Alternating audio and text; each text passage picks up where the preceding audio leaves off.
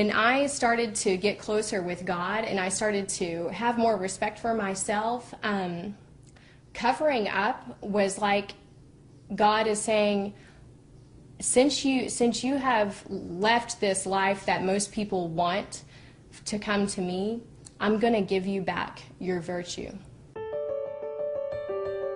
After Nicole converted to Islam, she and Hassan found a deeper appreciation for each other, fell in love, and were married. But Nicole was faced with more new challenges that converting to Islam often brings, including an awkward period with her parents and family.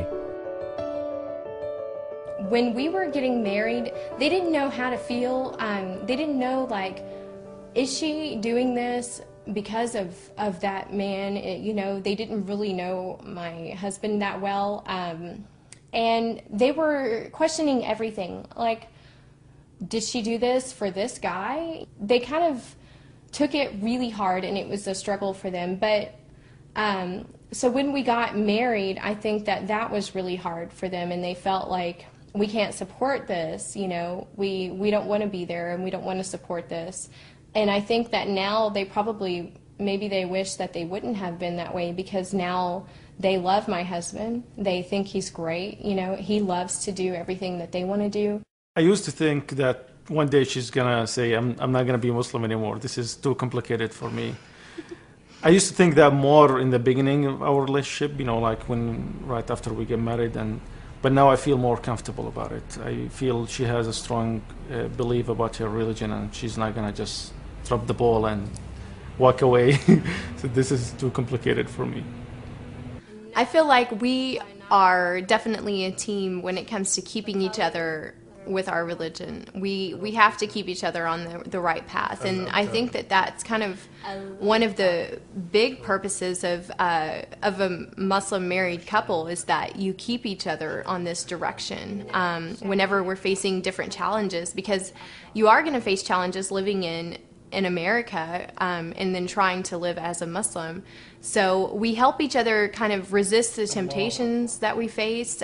We remind each other of what we're trying to do and what we want for our children one day, inshallah. And I can look at him and tell at a moment when he is having a struggle, even if he doesn't say it, and he can do the same for me. And so it's just that ability to know and love each other that much that you want to see the other person as a successful Muslim. You want him to love Islam as much as you do, and you look at him and think, like, I want to feel as passionate as he does, So we look at each other and push ourselves in the right direction.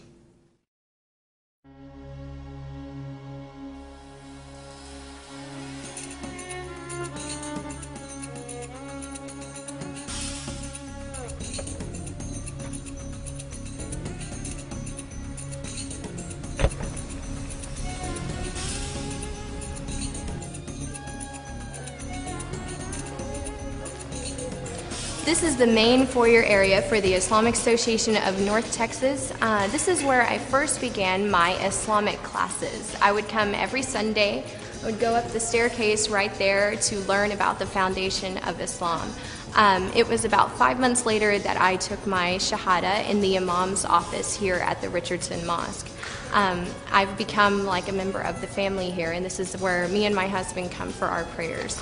Eventually, the Islamic Association of North Texas is going to grow into an Islamic village. They're going to be adding shops, restaurants, and educational institutions. The community here is growing very rapidly.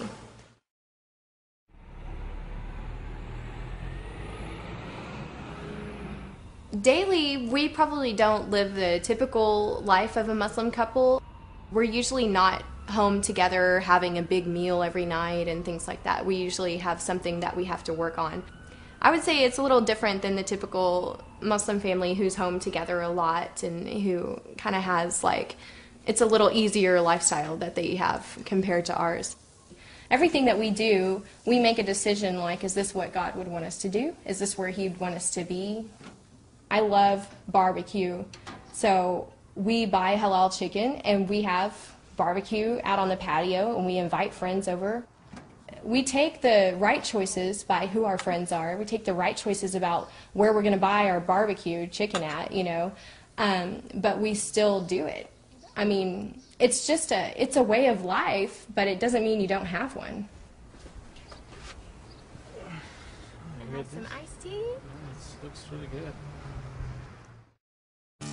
Hi there. Hey, Welcome to our ranch. thank you so much. Thank you for like having we're us. Looks like you're ready to ride. Yeah, we're ready to Well, go. let's go find the horses. All We're on the right. barn. Registered paint.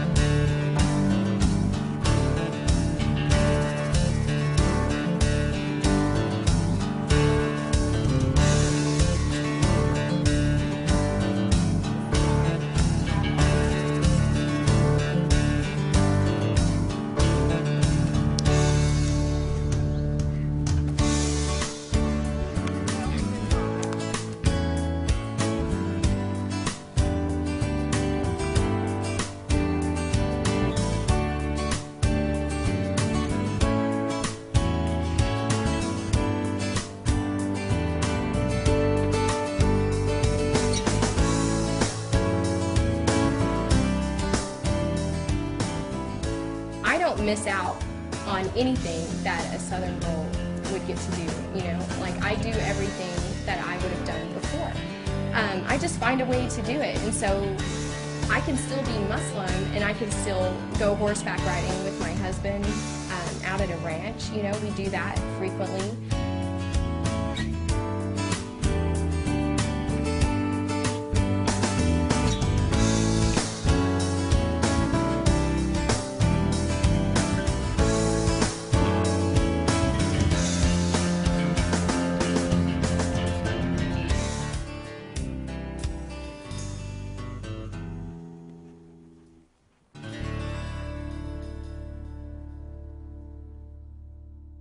I think that in Islam, something that sets it apart from other religions is the ease of it, the simplicity. And I know that may sound strange to some people because they would think Islam is not easy.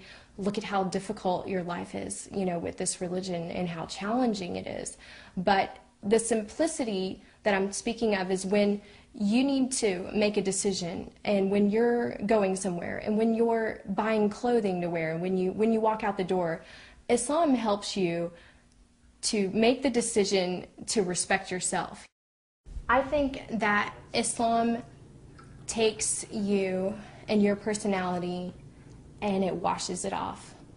When I became a Muslim, it was like somebody gave me a bath. It was like what Christians follow is a baptism. I think that in Islam, like I said, it's kind of like you wake up from the nightmare that you were living, and you get to wake up and live the life that you were meant to live.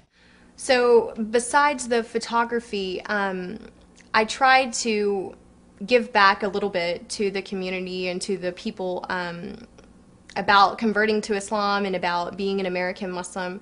So what I thought of was all of the different challenges that I had faced when I was converting, and wanted to create a website that would help people who were also going through those same difficulties. So one of the biggest challenges that I faced when I was converting was finding my identity. As an American Muslim, you don't really feel a lot like an American anymore. You feel like you don't quite fit in with your friends and family the way that you used to.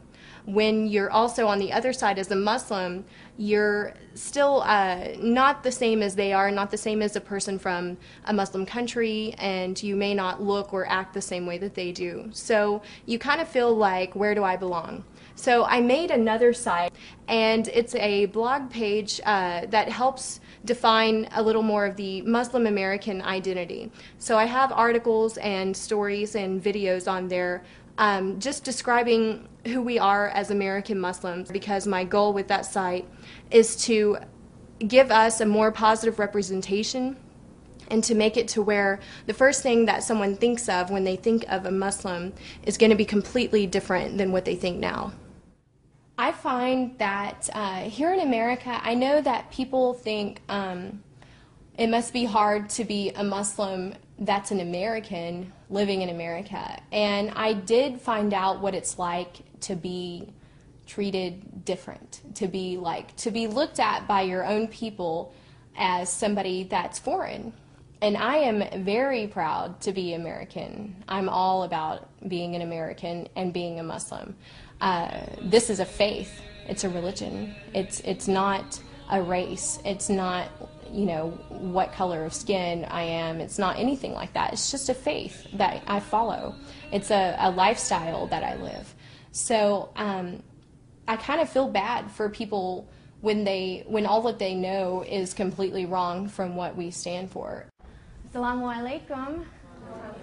Sisters, thank you so much for coming. And so I really devote a lot of time and a lot of energy to speaking out to people about being an American Muslim and about how this is a different aspect. This is a different aspect of Islam than they've ever seen. You know, this is people who only know and only live the faith. I converted to Islam 3 months ago, and I came today to hear Nicole's lecture just regarding life without Islam as a reminder, you know, what life was without it. Everything that she said, you know, I couldn't relate, you know, because I understand what cultural norms there are here in the West, and how it contrasts with, you know, the ideals of the religion. Hello, welcome to Midway. Hi, thank you. What would you like to drink? Yeah, I'm going to have iced tea. Okay, and for you, sir? Diet Coke.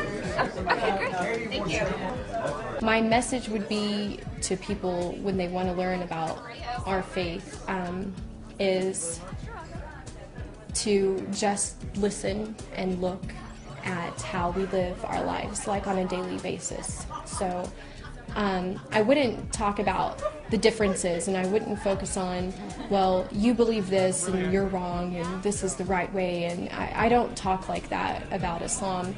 When I talk to people, I like to show them the simplicity of it.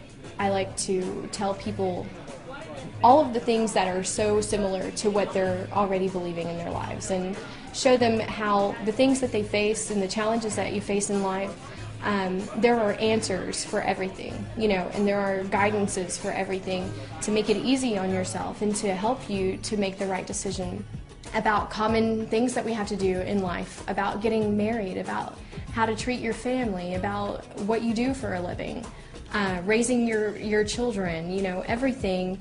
There is a guidance in this faith to help you to be the best person that you can be in whatever you do. If it's your career, if it's how you are with your friends, if it's the things that you do for fun, the way that you socialize, everything about your life, this faith has an answer for it and able to give you the chance to be the best that you can and to do the best with your life and to make the most of it and to live for a greater purpose. One of the biggest messages that people don't really notice and that isn't projected is that it is simple answers to your life's problems.